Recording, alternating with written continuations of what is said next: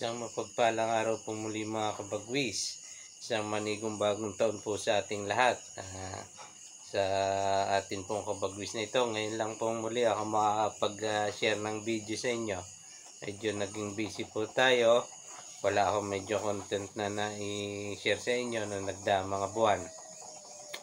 Sa ngayon po, sa pagpasok ng 2024, balak ko pong mag-content ulit na may share po sa inyo kung ano po yung activity ko dito.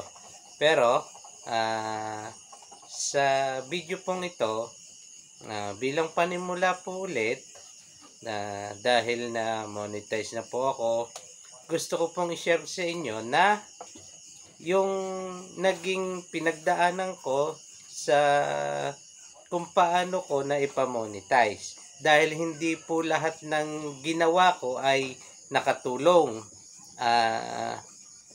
Para po ito dun sa mga baguhan na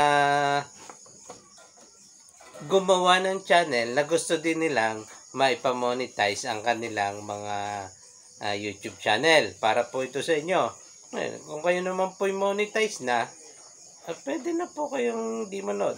Para po ito sa mga kaibigan natin gustong makakuha ng idea para maano din po yung kanilang kanilang channel, ma-monetize din. Una po sa lahat, nasimulan ko po itong Kabagwis channel ng hindi ko po iniisip yung mga monetization na yan. Ang una po dito na gusto ko lang po na ma-save yung mga activity ko dito para just in case may medyo si Kabagwis may mangyari sa akin na hindi maganda, dahil ako po'y very prior po ako sa yung mataas po lagi ang dugo ko, kaya ako po'y hindi maayos ang kalusugan, kaya po ako nagdesisyon ng ganito. Ngayon po, hindi ko naman iniisip yung mga monetization na yan. Ngayon, nung mapanood po ng kasamahan ko, maganda daw, ma-monetize na din para naman kumita. Ayun, doon lang ako nagsalita. Dahil yung mga simula akong video, hindi ako nagsasalita. Ayun po. Una ko pong share sa inyo, yung nagawa ko na sa tingin ko, hindi tama.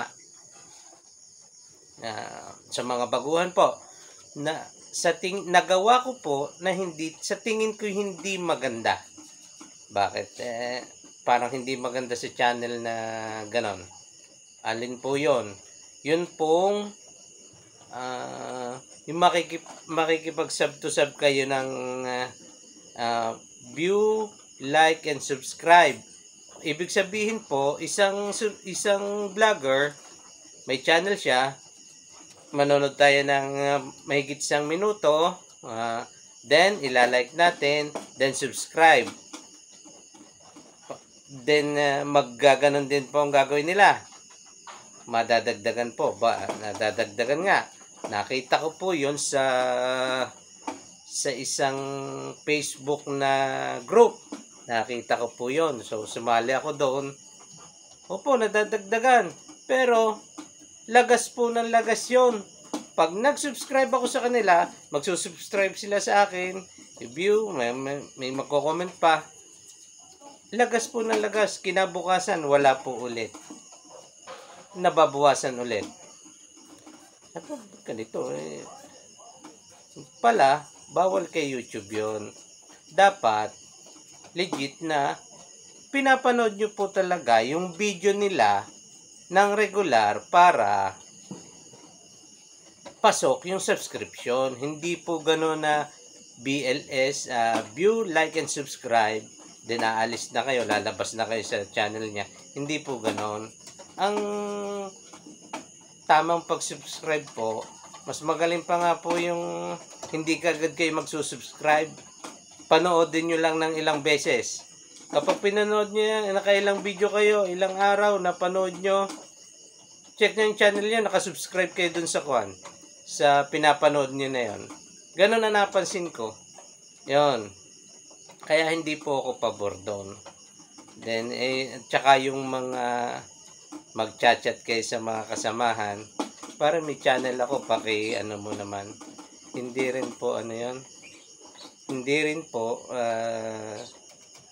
sa tingin ko lang, hindi nakakatulong. Pare, mare, batch, classmate, FB friends, kahit yung kamag-anak nyo, hindi ba kayo susubscribe nyo? Ako, mahirap po talaga. Totoo po yan, hindi po ako nagkuhan. Mga ultimong mismo kasamahan mo sa trabaho, hindi ka basta susubscribe nyan. Alin po ang magsusubscribe sa inyo? Yun pong kapareho ng mga topic na inia-upload nyo. At yung mga kung walang channel, yung mga field of interest ay nandyan. Yan po ang magiging legit ninyong mga subscriber. Dahil yun po ay nanonood ng inyong mga videos. Yun po ang malaking tulong. Kaysa dun sa mag-view, 1 minuto, la-like, then subscribe. Ganon din ang gagawin nyo. Wala po yun. Hindi po yun nakakatulong. Nakakasira pa po ng image ng inyong channel. Bakit? Yun po, kapag nag-check kayo ng analytics, percentage view ng mga nanood, napakababa. 2 minuto, alis na sila. Ano ko po yan, dinanas ko po yan nung ako nagsisimula. Hindi ko din naman po alam yun. Ang alam ko po dati, pag nag-subscribe, pasok na.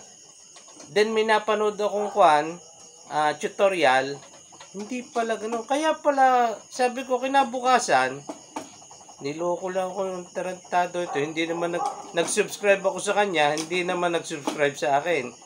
Siguro nag-unsub ka ako. Yun pala, hindi applicable yun or parang nilalagas din ni YouTube. Yun po. Kaya, kung kayo po ay may bagong channel, ang may ko lang po sa inyo, ang video na gagawin nyo is yung parang tutorial ang dating. Yung may matututunan ang mga manonood. Kahit simple lang po yan. Or yung sa bagay, ngayon po yung pinapanood ng mga tao, kung alin yung mga kalokohan, yun ang maraming views. Pero labas na po tayo doon, yun ang kanilang yung mga masasaya na okay na po yun. Pero ang ko po sa inyo, kung kayo ay makikipag-sub to sub ng channel sa ibang vlogger, ay mas mabuti po na manonood kayo ng regular sa kanyang channel. Huwag muna po nyo i-subscribe. Yan po, kung sana po magsusubscribe yung inyong channel dun sa mga pinapanood nyo ng regular. At ang inyo pong panonoorin, ang papasukin yung mga channel, ay yun pong katulad ng mga topic na inyong dinidiscuss sa inyong mga channel. Yun po, malaking bagay po yun dahil magsasalpok po yung field of interest nyo Doon po yung pati kalooban nyo, pati mga tips, makukuha nyo sa kanya. Matututo kayo sa inyong ginagawa. Yun po. Yun po ang number 1. Ngayon, yung pag-aayos naman po ng mga video, kung kayo po may kakilala, magaling mag-edit, magagawa ng thumbnail, mga ganyan, pwede po, makakatulong din yun. Pero kung nakikita nila sa thumbnail at intro nila, tapos mapapanood nila, hindi nila magugustuhan, parang sira din po sa video yun sa channel ninyo yun. Papasok ulit dun yung percentage of percentage of view. Meron po yan sa analytics kung i-check nyo, nag-check din ako ng ganyan. Kaya ako po, hindi na ako masyadong marami akong sinusuportahan na channel, pero yung field of interest ko din. Although, hindi lahat nagko-comment ako doon, dahil nung makita ko po, hindi nasagot ito sa comment. Yun pa po isa. Kapag may nag-comment sa inyo, sasagutin nyo po. Kahit pasasalamat.